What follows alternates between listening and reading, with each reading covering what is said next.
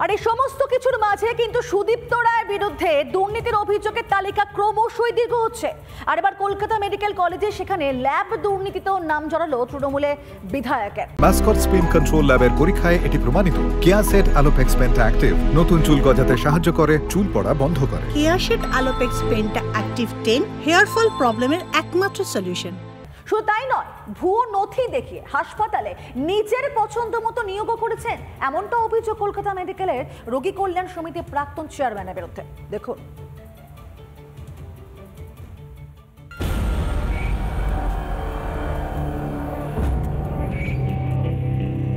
শুধুই আরজিকর নয়,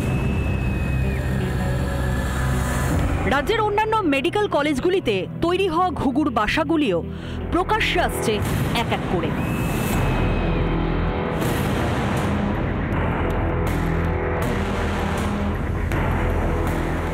এবার কলকাতা মেডিকেলের প্রাক্তন রোগী কল্যাণ সমিতির চেয়ারম্যান সুদীপ্ত রায়ের বিরুদ্ধে আরও দুর্নীতির অভিযোগ সামনে এলো। অভিযোগ, রোগী কল্যাণ সমিতির চেয়ারম্যান থাকাকালীন ল্যাব দুর্নীতির সূত্রধার ছিলেন শ্রীরামপুরের তৃণমূল বিধায়ক তথা চিকিৎসক সুদীপ্ত রায়। সিএমসিতে সুদীপ্ত রায়ের সুপারিশে চাকরি পান জয়ন্ত ঘোষ নামে এক ব্যক্তি। এই জয়ন্ত ঘোষ প্যাথোলজি টেকনিশিয়ান হিসেবে কাজে যোগ দেন। অভিযোগ, বিভিন্ন প্রাইভেট ল্যাবের নমুনা সরকারি ল্যাবে পরীক্ষা করতেন এই জয়ন্ত ঘোষ। এর জন্য প্রতি মাসে সুদীপ্ত রায়কে মোটা টাকা পাঠাতেন জয়ন্ত। স্বাস্থ্য দফতরের হেলথ রিক্রুটমেন্ট বোর্ডের সদস্য সুদীপ্ত রায়। এই পদকেও তিনি পুরো মাত্রায় কাজে লাগিয়েছিলেন বলে অভিযোগ। রোগী কল্যাণ সমিতিতে থাকার সুবাদে সুদীপ্ত রায় কলকাতা মেডিকেল কলেজের 3টি বিভাগ, নার্সিং বিভাগ, সেন্ট্রাল ল্যাবরেটরি এবং কার্ডিওলজিতে 3 জন নিজের পছন্দের লোককে নিয়োগ করেছিল। যদিও পার্মানেন্ট স্টাফ, হসপিটালের যারা স্থায়ী কর্মচারী, সেই পার্মানেন্ট স্টাফদের বিরোধিতায় এই 3 জনকেই বহিষ্কার করা হয়। উঠে আসছে আরও চাঞ্চল্যকর অভিযোগ। যোগ্যতা প্রমাণে কোনো বৈধ নথি বা শংসাপত্র দেখাতে পারেননি সুদীপ্ত রায়ের প্রার্থীরা। অভিযোগ, বেশিরভাগ ক্ষেত্রে ভুয়ো নথির মাধ্যমে নিয়োগ পেয়েছিলেন তারা। স্বাস্থ্য ব্যবস্থায়, স্বাস্থ্য পরিকাঠামো এবং স্বাস্থ্য শিক্ষা ব্যবস্থায় এক চূড়ান্ত দুর্নীতি গত 13 বছর ধরে চলছে। কোভিড কেলেঙ্কারি দেখেছি এবং আমরা মৃতদেহ নিয়ে অবধি পর্যন্ত ব্যবসা দেখলাম। এদিকে অভয় খুন ও ধর্ষণ মামলায় মঙ্গলবার ফের সিজিওতে হাজিরা দেন ফরেন্সিক মেডিসিন আধিকারিক অপূর্ব বিশ্বাস। যদিও জিজ্ঞাসাবাদ শেষে বেরিয়ে যাওয়ার সময় মুখ খুলতে চাননি অপূর্ব। জিজ্ঞাসাবাদ করা হয় আরজিকরের 2 মহিলা পিজিটিকেও। অভয় খুনের পর থেকেই নাকি বেপাত্তা ছিলেন এই দুজন। আরজিকরের এমএসভিপির গাড়ি করেই এদিন তারা সিজিওতে এসে পৌঁছন। আমি just coming out here for submitting some documents under investigation. বলে কি ডকুমেন্টস জাস্ট বলতে পারছি না, এইটা বলতে পারছি না। ওনাদের সঙ্গে আমরা এখানে আসলাম বলে I just accompanied them, but I have been called to submit some documents. অভয়ের নৃশংস হত্যা হোক বা দুর্নীতি, একটা করে সুতোয় টান দিতেই উঠছে দুর্নীতির পর্দা। আর বেআব্রু হয়ে যাচ্ছে গোটা স্বাস্থ্য ব্যবস্থাটাই। যদিও স্বাস্থ্যমন্ত্রী এখনো আগের মতোই চুপ। রিপাবলিক বাংলা। চিরতরে ইতিহাসের পাতায় ঠাঁই নিতে চলেছে কলকাতার ঐতিহ্যবাহী ট্রাম। আর শহরে শোনা যাবে না চেনা পরিচিত ট্রামের ঘর ঘর শব্দ। সময়ের সঙ্গে তাল মেলাতে ব্যস্ত আধুনিক শহরে জায়গা হলো না এই ট্রামের। তাই তো 150 বছর ধরে শহরবাসীকে পরিষেবা দেওয়ার পরও চিরবিশ্রামে কলকাতার যন্ত্রদানব। তাহলে কি রূপকথা হলো কলকাতার ট্রাম? দেখুন একটি বিশেষ প্রতিবেদন। একটা সময় ছিল যখন যাতায়াতের অন্যতম মাধ্যম এই ট্রাম। স্কুল কলেজ ফেরত অনেকেই ট্রামের ভরসাতেই থাকতেন। কেননা আমি এই মুহূর্তে যে ট্রামে রয়েছি, অর্থাৎ শ্যামবাজার থেকে ধর্মতলা রুটের যে ট্রাম, এই রুটে অনেকগুলো স্কুল কলেজ রয়েছে।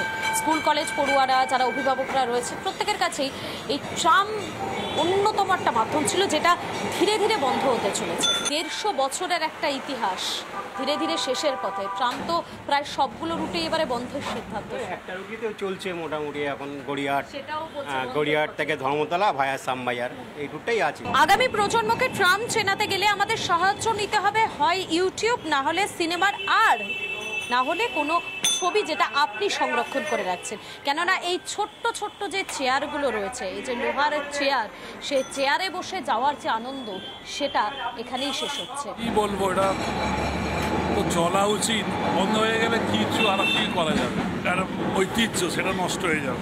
এককালে বাটন ফোন ইউজ করতেন, এখন স্মার্টফোন ইউজ করেন। আমাদের মেট্রোতে আগে যে নন এসি রেক চলতো, এখন এসি রেক চলছে। লাস্ট 40 বছরে ট্রামের সেরকম আপগ্রেডেশন হয়েছে কি? হয়নি। এটা নস্টালজিয়া বটেই, খারাপ তো লাগেই, কিন্তু সরকারের আমাদের তো কিছু বলার নেই, সরকারের ডিসিশন। ট্রাম উঠে যাবে শুনেই কি ট্রামে ওঠা হলো যে আর চড়াতে হবে না? না, মানে আমাদের শখও আছে, মানে আমরা চেপেছি আগে, কিন্তু এখন মনে হয় যে হ্যাঁ ট্রামটা থাকলেই ভালো হয়। আমরা চাই যেন সরকার আর একবার ভাবুক ট্রামটার কথা, অন্তত কয়েকটা রুটে রাখুক। এই বউবাজারে নেমে যাবে,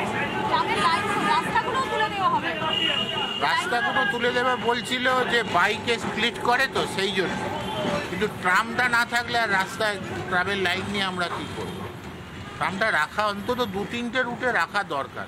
যারা রয়েছেন এই মুহূর্তে ট্রামে আমাদের সঙ্গে, তাদের অনেকেরই মন ভারাক্রান্ত এবং তারা অনেকেই বলছেন একবার কি ভাবা যেত না, একবার কি বিকল্প কিছু কি ভাবা যেত না? এই ট্রামকে রক্ষা করার জন্য বিকল্প কোনো রাস্তা কি সত্যি খুঁজে পাওয়া যেত না, নাকি ইতিহাসকে উপড়ে ফেলাটাই এই মুহূর্তে সব থেকে বেশি জরুরি? এটাই উঠছে প্রশ্ন। ভিডিও জার্নালিস্ট সঞ্জয় নাইয়ার সঙ্গে মধুকল্পিতা, রিপাবলিক বাংলা। 150 বছরের ইতিহাসে চিরতরে ইতিহাসের পাতায় নাম লেখালো কলকাতার ঐতিহ্যবাহী ট্রাম। এখন থেকে শুধুমাত্র ময়দান এসপ্ল্যানেড রুটে একটি মাত্র ট্রাম চালাবে পরিবহন দপ্তর। যানজট এবং দুর্ঘটনা এড়াতে ট্রাম পরিষেবা তুলে দেওয়ার সিদ্ধান্ত বলে জানিয়েছেন পরিবহন মন্ত্রী। আর পরিবহন মন্ত্রী এই সিদ্ধান্তকে আবার স্বাগতও জানিয়েছেন কলকাতার মেয়রও। সময়োপযোগী সিদ্ধান্ত বলছেন মেয়র।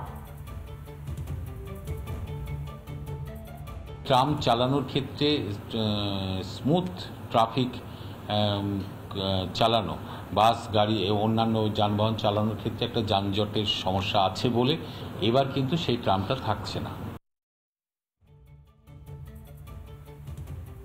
পুরো রাস্তাটা জ্যাম হয়ে যাচ্ছে, এরকম ছোট ছোট রাস্তায় ট্রাম চালানো সত্যি অসুবিধা হচ্ছে। আজকের যুগে যখন ট্রাম এসেছিল তখন মেট্রো রেল ছিল না, এখন কলকাতার চারিদিকটা মেট্রো রেল ঘিরে নিয়েছে, সুতরাং আমাদের একটা গ্রিন ট্রান্সপোর্ট পেয়ে গেছি। রাজ্য পরিবহন মন্ত্রী এবং কলকাতার মেয়রের কথা তো আমরা শুনলাম, কিন্তু রাজনৈতিক মহলে নিয়ে কি ভাবছেন রাজনৈতিক ব্যক্তিত্বরা, শোনা যাক এক এক করে। দেখুন, তৃণমূল কংগ্রেস বাঙালির সব কিছুকেই শেষ করে দিয়েছে। 34 বছরে বাম শাসনের পর গত 13 বছরে বাঙালি অস্মিতার যা কিছু অবশিষ্ট ছিল তা সব কিছু শেষ করে দিয়েছে। এখন আপনি আর পাড়ায় পাড়ায় রবীন্দ্র নজরুল সন্ধ্যা পাবেন না, আপনি এখন পাড়ায় পাড়ায় ছোট ছোট শহরে গ্রুপ থিয়েটার পাবেন না, আপনি এখন সেই অর্থে বাঙালির যে সংস্কৃতি, বিতর্ক সভা, কুইজ কন্টেস্ট এসব পাবেন না। এবং ধীরে ধীরে তারা যে তৃণমূল কংগ্রেসের লোকেরা নেতাজি সুভাষচন্দ্রের বোসের বাড়িতে তোলা আদায় করতে চায়, সেই তৃণমূল কংগ্রেসের লোকেরা কলকাতা থেকে ট্রাম তুলে দেবে না। তার মধ্যে আর নতুন কথা কি? ট্রাম কলকাতার ঐতিহ্য, কলকাতার সঙ্গে সম্পৃক্ত হয়ে থাকা একটি উপাদান। সেই ট্রাম যদি তুলে দেয়, তার মানে তৃণমূল কংগ্রেসকে বুঝতে হবে যে বাংলা এবং বাঙালি অস্মিতা নিয়ে তাদের একটি কথা বলারও অধিকার নেই।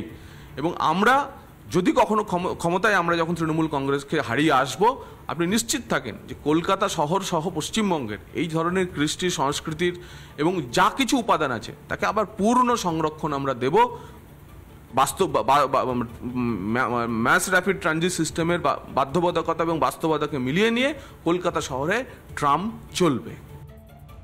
ট্রাম শুধু একটা ঐতিহ্য না, দেখবেন ট্রাম ইউরোপিয়ান কান্ট্রিতে, ইউরোপে একের পর এক দেশে হচ্ছে ট্রাম যে ঐতিহ্য ছিল সে ট্রাম আছে, নন পলিউটিং ভেহিকল। কাজেই ট্রাম তুলে দেওয়ার সিপিআইএম বিরোধিতা করেছে, বামপন্থীরা বিরোধিতা করেছে। শুধু একটা রুটের ট্রাম নয়, কিছু রুটে ট্রাম চাইলে রাখা যায়। তৃণমূল